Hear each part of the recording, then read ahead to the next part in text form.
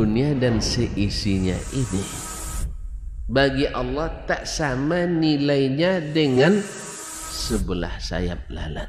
Barang siapa yang beramal untuk akhiratnya, Allah akan cukupkan baginya urusan dunia. Sayati zamanun 'alan nasi as-sabiru fihim qalqabit al-jamarah. Akan ada satu masa di akhir zaman yang berpegang teguh dengan agamanya seperti orang yang sedang memegang bara api.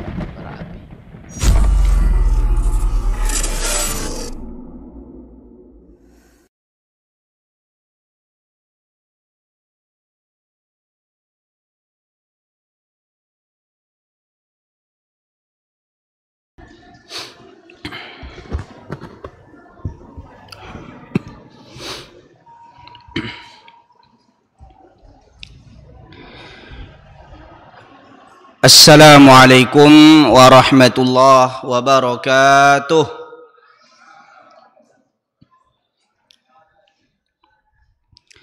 Alhamdulillahilladzi hadana lihadza wa ma kunna linahtadiya laula an hadanallah. Ashhadu an la ilaha illallah wahdahu la syarika lah. Wa ashhadu anna Muhammadan abduhu wa rasuluhu la nabiyya ba'dah. Allahumma salli wa sallim wa barik alaihi wa ala alihi wa ashabihi ajma'in. Subhanaka la ilma lana illa ma 'allamtana innaka antal alimul hakim. Rabbi shrah li sadri wa yassir li amri wahlul 'uqdatam min lisani yafqahu qawli. Hasbunallahu wa ni'mal wakil. Ni'mal maula wa ni'mal nasir. Yang saya hormati Pak RT kita, Pak Jumiin. Yang saya hormati para alim ulama, cerdik pandai, para asatidzah. Yang saya hormati para pekerja dakwah KMTV dan kru-krunya. Yang saya hormati muslimin dan muslimat, hadirin dan hadirat, yang kecil maupun yang sudah bersunat. Mudah-mudahan kita semuanya sentiasa berada dalam rahmat Allah Subhanahu wa taala. Amin ya rabbal alamin. Jemaah dikasihi oleh Allah Subhanahu wa taala, kita bersyukur pada Allah malam ini kita bersama-sama di rumah Allah Subhanahu wa taala, Masjid Jabal Rahmah. Jabal Rahmah, Jabal maksudnya adalah bukit, rahmat adalah kasih sayang. Jabal Rahmah adalah suatu jabal, suatu bukit yang terletak di Arafah. Kata Nabi sallam, al-hajju Arafah. Haji itu Arafah. Dan ia jatuh pada 9 Zulhijjah dan setiap tahunnya. Setiap tahunnya semua umat Islam dari seluruh penjuru dunia berkumpul di Jabal Rahmah. Dan kita mohon pada Allah, mudah-mudahan semua jemaah yang hadir di sini, baik yang sudah pernah pergi ke sana ataupun belum pernah pergi ke sana, Allah Subhanahu wa taala rezekikan kita semua untuk boleh wukuf di Arafah 9 Zulhijjah pada tahun-tahun yang akan datang. Amin ya rabbal alamin. Salawat dan salam kepada Nabi kita Muhammad sallallahu alaihi wasallam dengan mengucapkan Allahumma salli ala sayyidina wa nabiyyina Muhammad wa ala alihi wa ashabihi ajma'in. Beliau dan para sahabatnya yang berusaha untuk mengembangkan Islam, mendakwahkan kalimat Allah, mendakwahkan kepada umat Islam, mendakwahkan kepada seluruh manusia tentang Islam. Alhamdulillah, disebabkan perjuangan beliau dan para sahabatnya, hari ini kita kenal dengan Islam. Kalau bukan karena perjuangan beliau dan para sahabatnya, mungkin hari ini kita menyembah batu. Mungkin hari ini kita menyembah pokok-pokok atau pohon-pohon. Mungkin hari ini kita menyembah patung-patung yang kita buat dengan tangan kita sendiri atau kita beli. Tapi walhamdulillah, disebabkan perjuangan beliau dan para sahabatnya, hari ini kita kenal dengan zat yang telah menciptakan kita, yaitu Rabbul Alamin, Allah Subhanahu wa ta'ala. Jemaah yang dikasihi oleh Allah Subhanahu wa taala. Malam ini kita teruskan kajian kita dalam hikmah di balik kisah-kisah dalam Al-Quran. Seperti mana kita tahu dalam Al-Quran banyak sekali cerita-cerita atau kisah-kisah yang Allah sebutkan. Dan setiap kisah mempunyai hikmah dan pelajaran. Dan kisah yang disebutkan dalam Al-Quran tidaklah sepanjang sinetron, tidaklah sepanjang drama-drama Korea, dan tidak seindah drama-drama Melayu. Kisah-kisah dalam Al-Quran singkat, padat, tapi Masya Allah penuh dengan pelajaran, penuh dengan hikmah, yang jika seorang Muslim mengambil pengajaran daripada kisah-kisah dalam Al-Quran, insya Allah dia akan selamat dunia dan selamat di akhirat. Jemaah dikasihi oleh Allah Subhanahu wa taala. Malam ini kisah yang akan kita kongsikan, yang akan kita sharing adalah kisah tentang Nabi Yusuf wa ikhwatihi. Kisah Nabi Yusuf dan abang-abangnya. Kisah ini sudah biasa jemaah. Kisah ini sudah biasa kita dengar dan mungkin sudah kita baca bagi yang suka baca Al-Quran. Nabi Yusuf alaihissalam adalah Nabi Allah, salah satu Nabi Allah Subhanahu wa taala yang namanya kekal menjadi nama salah satu surah dalam Al-Quran. Betul? Ada dalam Al-Quran namanya surah Yusuf. Bukan semua Nabi yang Allah sebut, Allah ambil namanya menjadi nama salah satu surah, nama satu surah dalam Al-Quran, tidak. Nabi Musa walaupun namanya disebut banyak dalam Al-Quran, tapi tidak ada surah Musa, betul? Nabi Isa alaihissalam, walaupun Isa ni banyak disebutkan juga dalam Al-Quran, tapi tak ada surah Isa. Nabi Yaqub, Nabi Ishaq, itu Nabi Allah Subhanahu wa taala, tapi tidak ada surah Yaqub, surah Ishaq. Cubalah cari.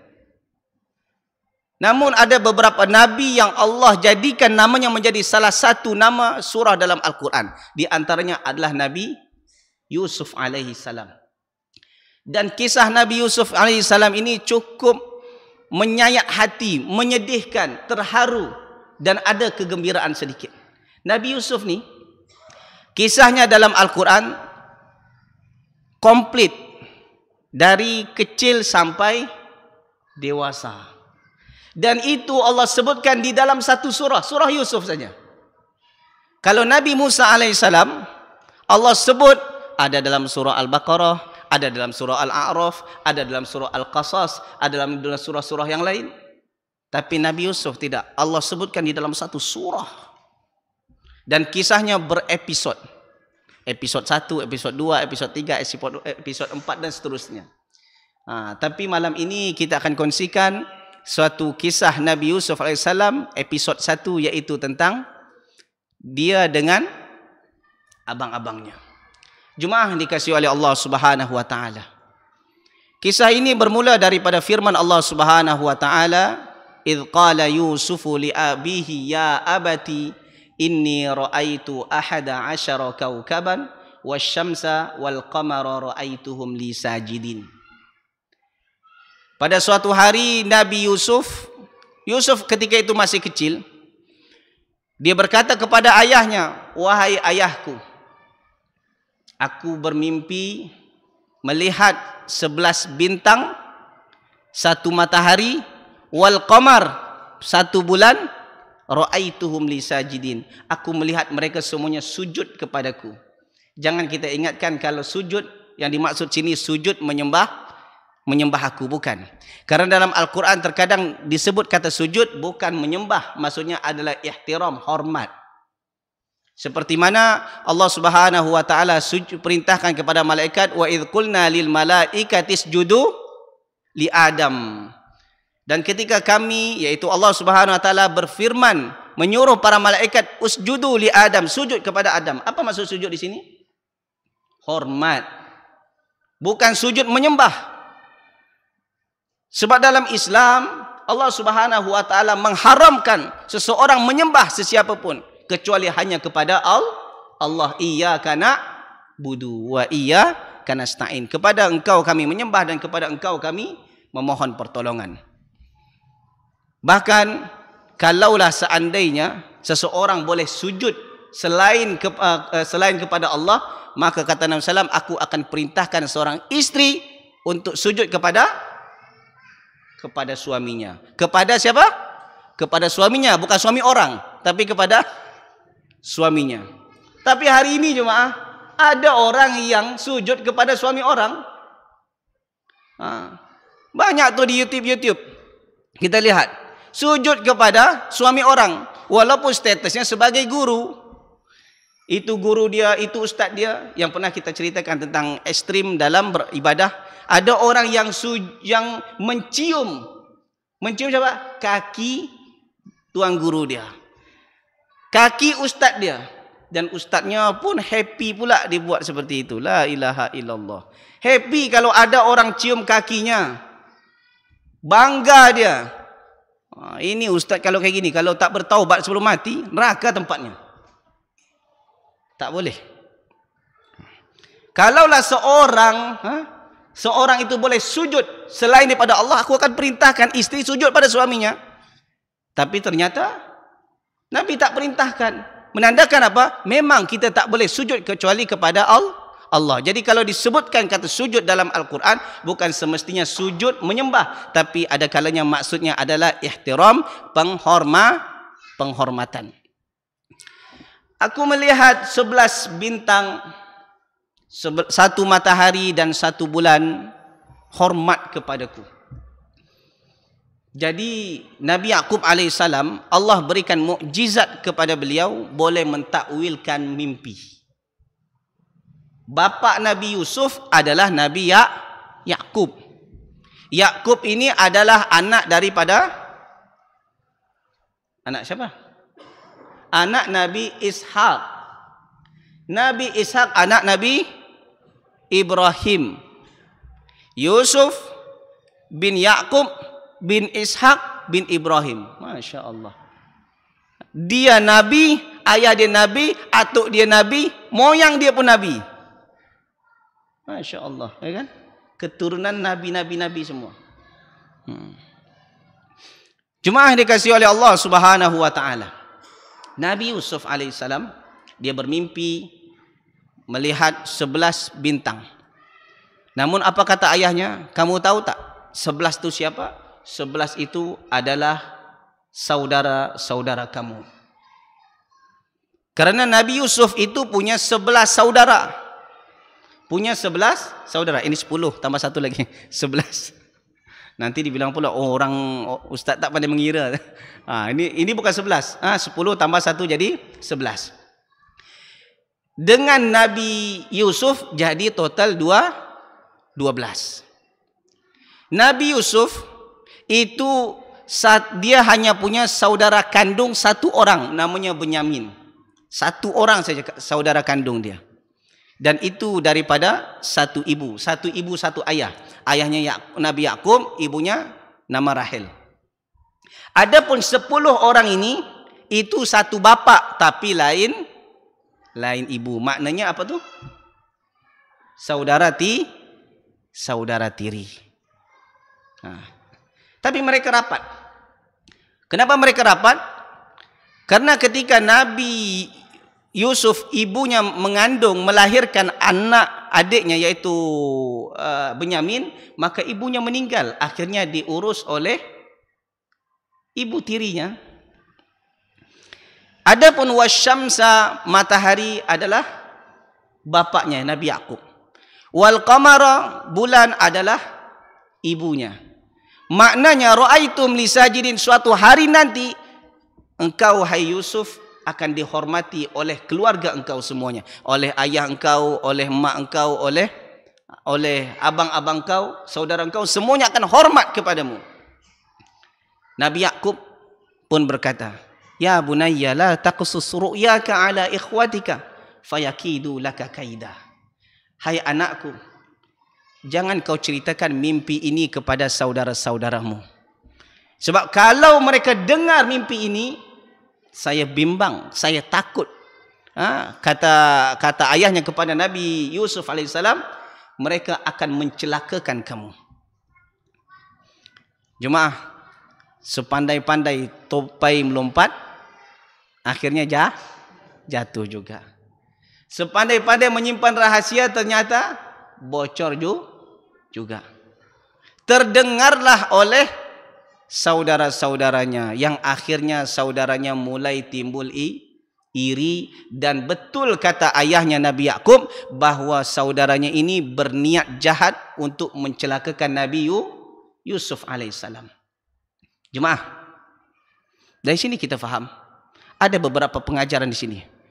Di antaranya jemaah, tidak semua benda, tidak semua perkara yang boleh kita kongsikan, yang boleh kita sharing kepada orang. Ada beberapa masalah yang kita boleh sharing kepada jemaah.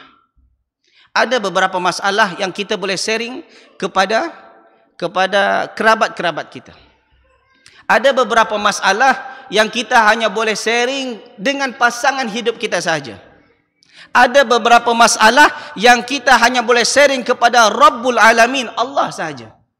Jadi bukan semua masalah boleh kita sharing, apatah lagi sharing di social media. Dan inilah yang terjadi di zaman sekarang jemaah. Apa-apa masalah sharing di social media, apa-apa masalah sharing di Facebook, Instagram. Dia bergaduh dengan suaminya, sharing di Facebook. Suamiku sudah tidak cinta padaku lagi. Boy. Akhirnya apa? Ada mata-mata, ada orang-orang lain yang selalu tengok, yang selalu memperhatikan. Kapan kesempatannya? Kapan kesempatan untuk menjatuhkan si fulan? Ternyata mungkin ada orang-orang jahat yang berniat untuk merosakkan rumah tangga tersebut. Akhirnya mulailah dia menyapa, wahai fulana, apa yang terjadi dengan engkau? Adinda, cila. Akhirnya apa? Akhirnya mulailah si perempuan ini pun sharing dengan lelaki lain. Yang si lelaki itu pun mulai mengompor-ngompori, memanas-manasi. Akhirnya pecahlah rumah tangga. Terkadang pecahnya rumah tangga itu bukan kerana orang, bukan kerana pasangan kita yang tidak sesuai dengan kita, bukan. Pecahnya rumah tangga bukan kerana kita tak klop lagi, tak sesuai, tidak selari lagi dengan pasangan hidup kita, bukan. Terkadang disebabkan ada orang ketiga.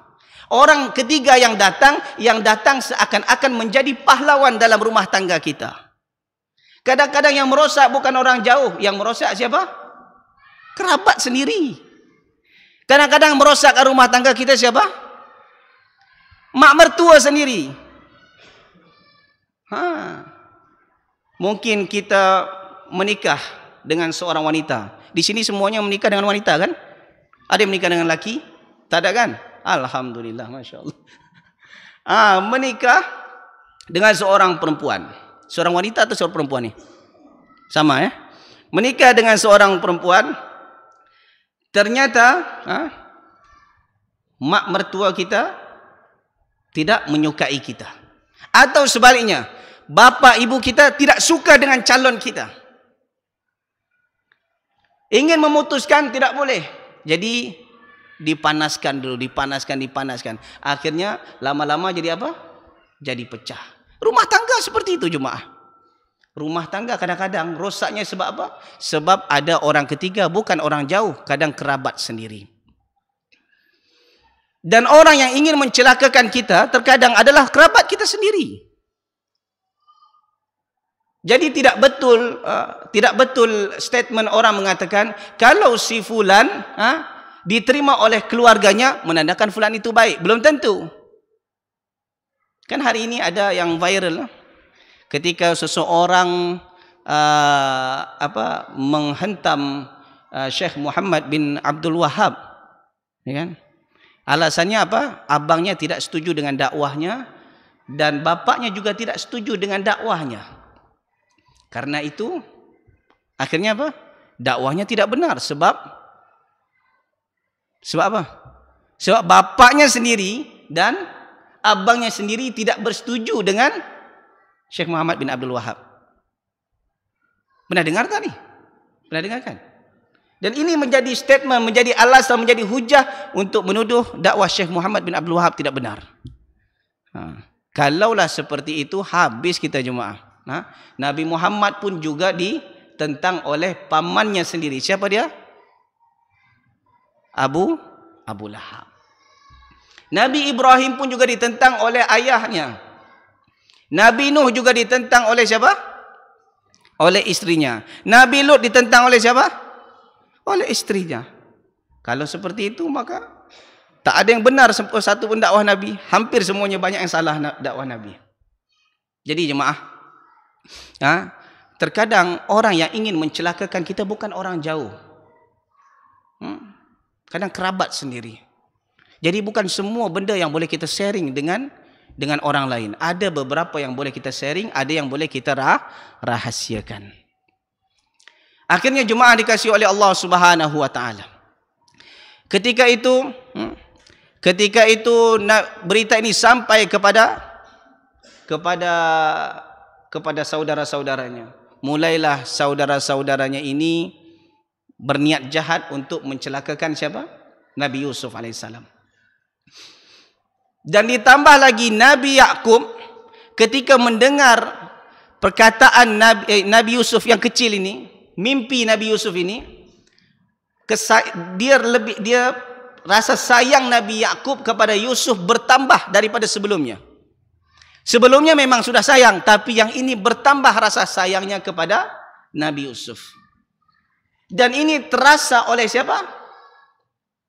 Oleh saudara-saudaranya. Sehingga saudaranya mengatakan apa? Idh qalu la Yusuf wa akhuhu ahabbu ila abina minna wa nahnu usbah inna abana la fi dhalalim mubin. Apa kata saudaranya ketika mereka berkumpul, abang-abangnya berkumpul? Yusuf dan saudaranya Bunyamin lebih dicintai oleh bapa kita berbanding cintanya kepada kita. Ini siapa yang cakap ni? Abang-abangnya. Wa nahnu usbah. Sementara kita sendiri adalah orang yang kuat. Kita yang selalu tolong ayah kita. Apa-apa masalah ayah kita ni, kita yang tolong. Bukan Yusuf. Yusuf kecil lagi. Yusuf tak boleh tolong ayah, masih kecil. Semua apa masalah, problem, kita yang tolong ayah. Tapi kenapa rasa cinta dan sayang ayah bercondong kepada Yusuf dan saudaranya berbandingkan dengan kita? Inna abana lafi dhalalim mubin. Sesungguhnya bapa kita sudah dolal, sudah sesat, sudah keliru, sudah menyimpang yang jelas. Akhirnya ketika mereka bermusyawarat, kerana geramnya mereka, kerana dengkinya, hasadnya mereka, akhirnya apa? Ada salah seorang di antara mereka mengatakan, uqtulu Yusuf. Bunuhlah Yusuf. Bunuh Yusuf, awi tarahuhu ardan. Yakhlu lakum wajhu abikum wa takunu min ba'di qauman salihin. Bunuh saja Yusuf, settle cerita. Engkau bunuh Yusuf atau campakkan Yusuf ke mana? Ke suatu tempat yang jauh sehingga bapa kita tak boleh jumpai Yusuf, tapi selepas tu kita jadi orang baik dan rapat dengan ayah. Jadi sebenarnya abang-abangnya ni jealous. Tahu jealous? Cemburu. Abang-abang ni jealous. Cemburu. Cemburu kepada Yusuf. Mereka ingin kasih sayang daripada ayahnya. Tapi ternyata kasih sayang ayah condong kepada Yusuf dan saudaranya. Terasa oleh mereka. Terasa oleh mereka. Tapi salah seorang mereka mengatakan, qala qailum minhum la taqtulu Yusuf wa alquhu fi ghayabatil jubbi yaltaqithu ba'du sayyarati in kuntum fa'ilin. Janganlah bunuh Yusuf. Tak payah bunuh Yusuf. Tapi campakkan dia di situ, ada satu perigi, ada satu sumur, masukkan dia ke dalam itu.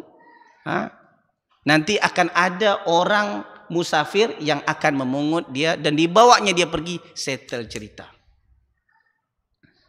Akhirnya untuk membuat rencana ini, mereka pun jumpa dengan bapaknya. Ya bapakku, wahai, qalu ya abana, wahai bapakku. Kenapa engkau tak izinkan kami bermain dengan Yusuf? Yusuf kan sudah besar, jangan dia berkepit dengan bapaknya, bagilah dia main dengan kita. Qala inni la yahzununi an tadhhabu bih wa akhafu ay ya'kulahu adh-dhi'bu wa antum anhu ghafilun. Begini, aku sedih kalau seandainya engkau bawa Yusuf pergi, dan aku takut kalau seandainya engkau pergi, nanti di padang pasir tersebut ada serigala makan Yusuf. Ketika itu engkau memang kuat, tapi engkau lalai ketika itu. Engkau sibuk dengan urusan engkau tinggalkan Yusuf, dan Yusuf dimakan serigala nantinya. Jadi sebenarnya Nabi Yakub sudah punya firasat. Punya firasat. Dia punya firasat kalau seandainya Nabi Yusuf dibiarkan pergi sama abang-abangnya, pasti akan celaka, pasti akan dilukai. Ternyata betul. Karena pandainya abang-abangnya merayu, akhirnya diizinkan juga. Falamma dhahabu bihi wa ajma'u ay yaj'aluhu fi ghayabatil jubb. Akhirnya ketika Nabi Yusuf diizinkan oleh ayahnya, walaupun dalam keadaan berat hati, diizinkan oleh ayahnya, pergilah main dengan abang-abang kau. Kesempatanlah oleh abang-abangnya untuk apa? Campakkan dia ke dalam sumur tersebut. Tapi untuk supaya tidak kena marah, mereka pun bersandiwara. Apa sandiwaranya? Mereka ambil baju Nabi Yusuf, mereka campakkan Nabi Yusuf, mereka ambil bajunya, mereka koyakkan bajunya ini, dikasih darah palsu. Waja'u ala qamisihi bidamin kadhib. Mereka datang kepada ayahnya dengan membawa bajunya yang sudah dilumuri dengan darah palsu. Qalu ya abana inna dhahabna nastabiqu wa tarakna Yusufa 'inda mata'ina fa akalahu adh-dhi'b wa ma anta bimu'minin lana walau kunna shadiqin. Wahai ayahku, kami tengah bermain, kami tengah main perlombaan, akhirnya kami tinggalkan Nabi Yusuf di samping barang-barang kami.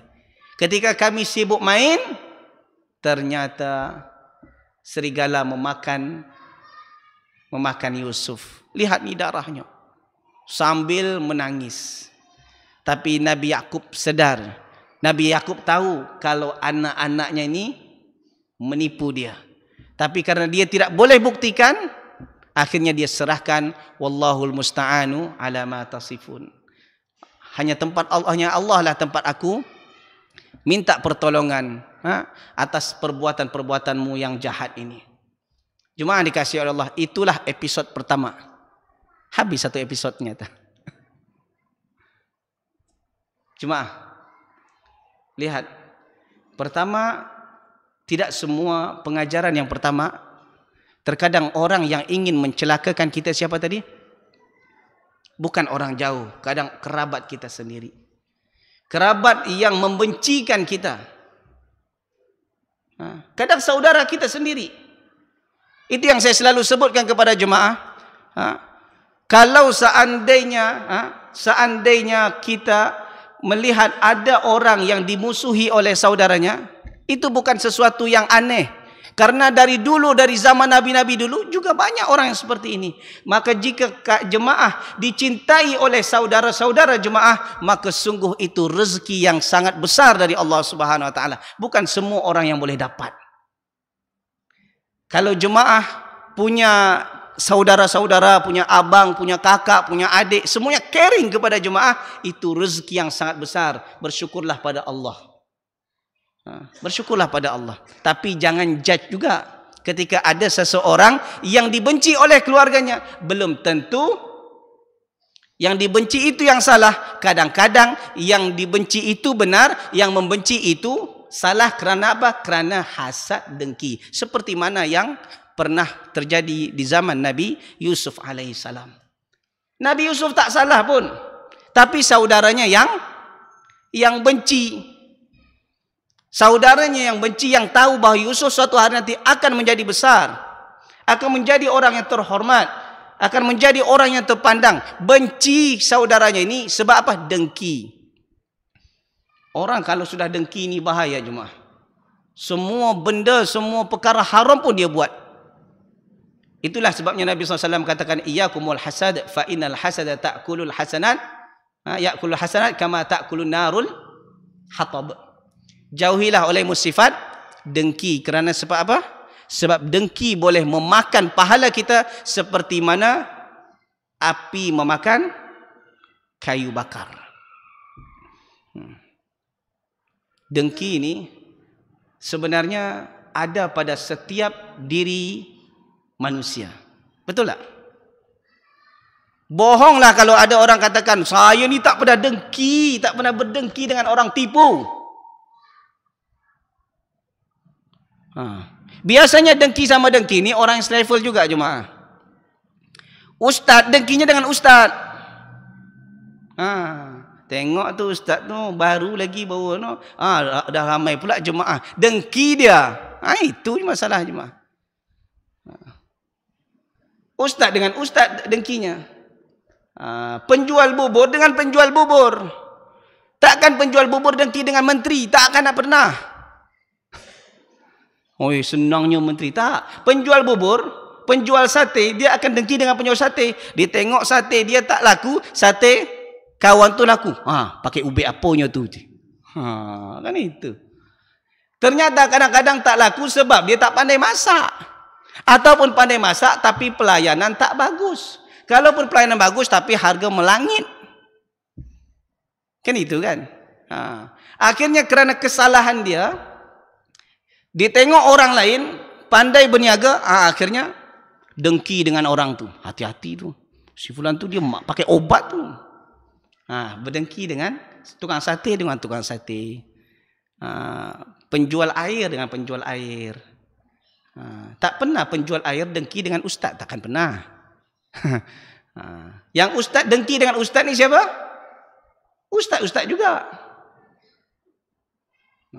Ditambah lagi sebenarnya ustaz dengan ustaz dengki ni sebenarnya ustaznya aman-aman aja. Cuma ada orang ketiga, keempat yang panas-panaskan. Siapa yang panaskan biasanya ni? Ada. Jemaah. Bukan jemaah sini Masya Allah. Baik-baik insya Allah. Ustaz. Tahu tak? Hari itu Ustaz Fulan bin Fulan, dia cakap seperti ini. Yang ustaznya pun tak tabayun, terus panas hati, dia balas juga. Balas, akhirnya ustaz dengan ustaz pecah. Kalau ustaz dengan ustaz pecah, jemaah dengan jemaah pecah. Kira-kira yang memecahkan ini siapa sebenarnya ni? Syaitan. Syaitan berwujud manusia. Inna syaitana lil insani aduwwum mubin. Itu yang di ayat ni. Fayakidu laka kaida inna syaitana lil insani aduwwum mubin. Wahai Yusuf, jangan sampai cerita ini bocor kepada saudara engkau. Kalau cerita ini bocor kepada saudara engkau, akhirnya apa? Engkau akan pecah. Yang pecahkan ini siapa? Syaitan. Jadi kalau ada jemaah yang kerjanya asyik mengadu domba para ustaz, syaitan tu. Ni tengok ni kamera ni. Cakap syaitan dia tu. Kalau ada kerjanya mengadu domba, baik itu secara lisan langsung ataupun melalui social media. Kan sekarang itu tu. Ucapan ustaznya betul tapi dipotong. Nanti disambung dengan ustaz lain. Akhirnya bergaduh jemaah. Ini yang tukang edit seperti ini syaitan ni. Syaitan berwujud manusia. Karena syaitan tu ada dua. Ada syaitan yang wujud manusia, ada syaitan yang tak nampak, iaitu bangsa jin. Mana yang lebih menakutkan, syaitan dari bangsa jin atau syaitan bangsa manusia? Syaitan bangsa manusia ni lebih jahat daripada syaitan bangsa jin. Syaitan bangsa jin ni baca ayat keluar dia lari dia. Syaitan bangsa manusia baca ayat tak lari-lari, lagi dia ketuk kita. Bahaya jemaah. Syaitan bangsa manusia ni. Yang sangat menyedihkan kalau seandainya syaitan bangsa manusia ini pakai jubah pula. Ini yang takut. Dia pakai jubah berjanggut. Ternyata di kerjaannya berpura-pura sebagai ikhwan untuk memecah belahkan jemaah, memecah belahkan di antara ustaz. Jadi jemaah dikasihi oleh Allah Subhanahu Wa Taala, bukan kadang-kadang orang yang berusaha ingin mencelakakan kita adalah orang terdekat kita, dan itu berpunca daripada dengki. Yang kedua, hikmah yang kedua, kalau kita mendengar berita si fulan dimusuhi oleh orang lain, si fulan dimusuhi oleh saudaranya, oleh bapaknya, oleh abangnya, oleh adiknya, oleh kakaknya, jangan dengar sebelah pihak, kena tabayun. Orang kadang-kadang tabayun, tapi dengar dari sebelah pihak, itu bukan tabayun namanya. Tabayun itu dengar dari dua belah pihak. Dia katanya tabayun tapi pro juga kepada si fulan, padahal tak dengar lagi dari cakap si fulan. Jadi kalau ada orang ni, contoh si fulan ni dimusuhi oleh keluarganya, jangan dengar hanya dari ucapan keluarganya saja, coba dengar dari fulan itu sendiri, atau dengar dari yang lain juga. Karena saya selalu sebut jemaah, jangan berharap orang akan semuanya suka dengan kita. Saya bukan menakut-nakuti jemaah, tapi memang itulah realiti hidup. Yang ketiga jemaah, kasus ini terjadi pembunuhan, terjadinya pergaduhan antara Nabi Yusuf dengan abang-abangnya, terjadinya kederhakaan antara anak Nabi Yakub, abang-abang Nabi Yusuf dengan bapaknya Nabi Yakub.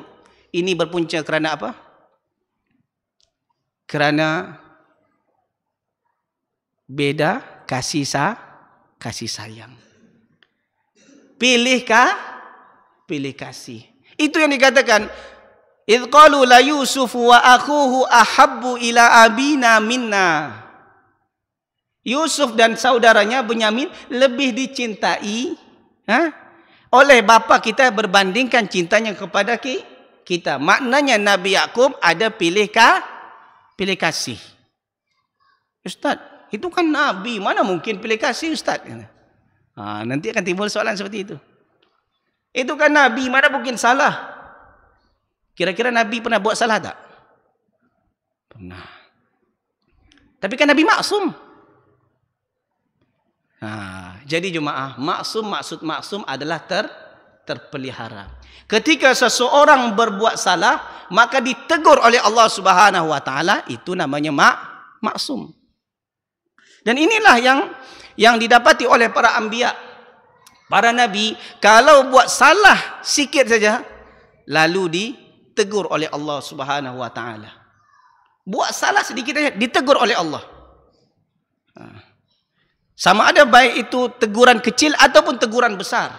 Selepas itu Nabi itu diampunkan dosanya yang lalu dan akan datang, dan Nabi itu cepat-cepat bertaubat pada Allah Subhanahu Wa Taala.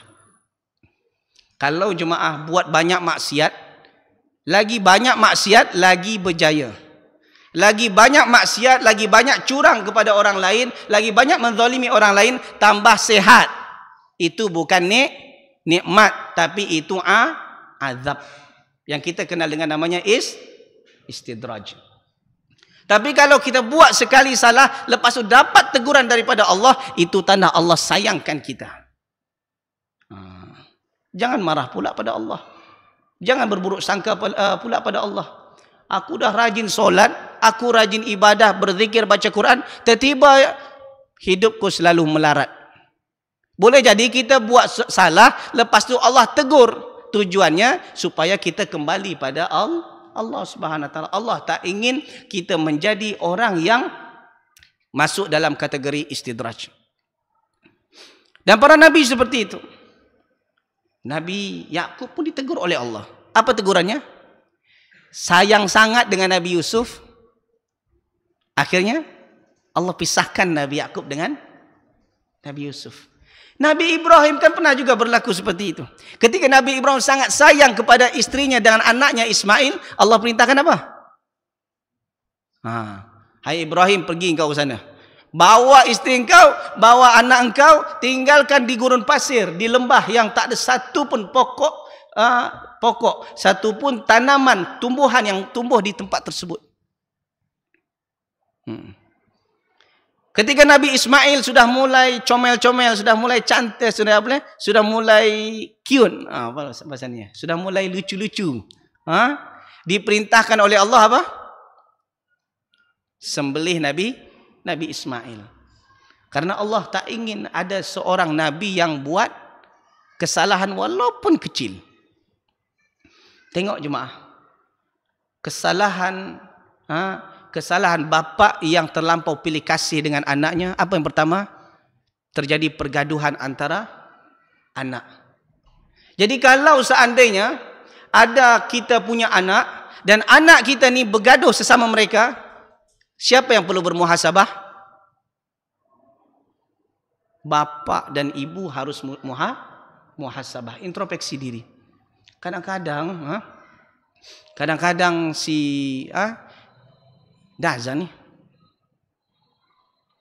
Azan dulu atau macam mana? Azan dulu.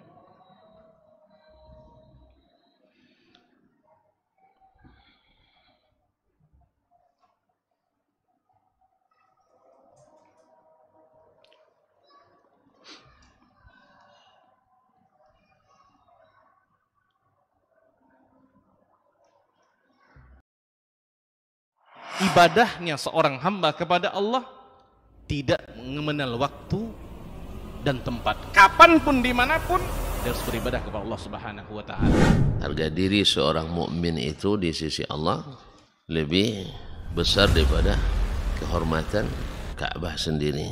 Nah, nikmat seorang mukmin lebih besar daripada itu.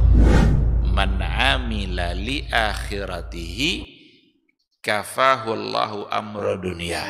Barang siapa yang beramal untuk akhiratnya, Allah akan cukupkan baginya urusan dunianya. Berjuang dengan harta untuk membela agama Allah Subhanahu wa Ta'ala, hendaklah menjadi penopang terhadap dakwah ini. Bukan sebaliknya yang menghalangi dakwah ini, tapi jadilah keluarga muslim yang menopang dakwah Islam. Kenikmatan dunia ini lebih remeh dari sekedar sayap seekor nyamuk. Tidak patut bagi seorang yang beriman bersedih ketika tidak mendapatkan kenikmatan dunia. Nabi SAW katakan, la tahkiranna 'anil ma'rufi syai'a walau an talqa akhaka biwajhin taliq.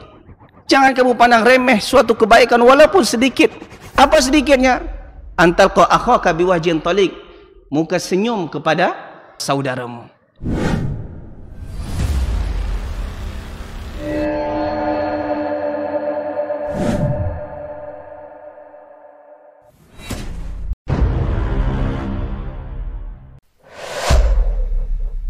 Dunia dan seisinya ini bagi Allah tak sama nilainya dengan sebelah sayap lalat.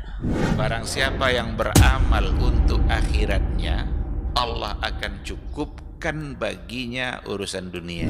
Sayati zamanun 'alan nasi as-sabiru fihim qalqabit al-jamarah.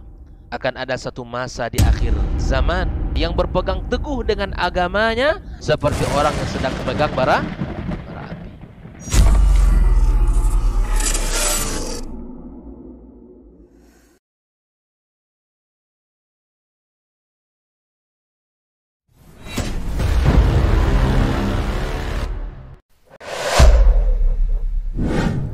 Kalaulah baginda Nabi alaihissalatu wassalam yang diajar langsung oleh Allah, yang berikan dia ilmu langsung dengan wahyu, tetap tidak bisa diterima oleh semua orang. Innallaha la yarfa'ul ilma intiza'an yantazi'uhu min qulubil ibad, walakin yarfa'ul ilma biqabdil ulama. Bahkan sebagian besar orang pada waktu itu menolak Nabi alaihissalatu wassalam. Tetapi Nabi SAW mengajarkan kita untuk tidak patah arang dan tidak pernah berhenti berdakwah. Allah tidak mengangkat ilmu dengan mencabutnya dari hati-hati manusia, tidak, tetapi dengan mewafatkan para ulama. Mana yang lebih afdal, ahli ibadah atau ahlul ilmi? Dari semua sisi ahlul ilmi lebih afdal daripada ahli ibadah. Sampai tidak tinggal satu orang pun ulama. Ittakhadzan nasu ru'usan. Jemaah dikasihi oleh Allah Subhanahu wa taala, episod 1 ni tentang Nabi Yusuf dan abang-abangnya sebenarnya cukup panjang dan itu pun belum habis. Tapi kerana mungkin jemaah selepas Isyak ni ada yang punya janji dengan orang lain atau punya program dengan yang lain, maka mungkin episod ini kita tangguhkan. InsyaAllah kita akan sambung pada episod berikutnya tentang masalah Nabi Yusuf dengan abang-abangnya. Sebenarnya masih banyak lagi, masih panjang lagi, dan kisah ni memang cukup menarik sebenarnya, dan hikmahnya masih banyak lagi. Tapi kerana kesempitan masa, mungkin kita cukupkan dulu sampai di sini. Okey. Kalau ada pertanyaan, saya bagi masa 2 atau 5 minit. Yang mau bertanya silakan.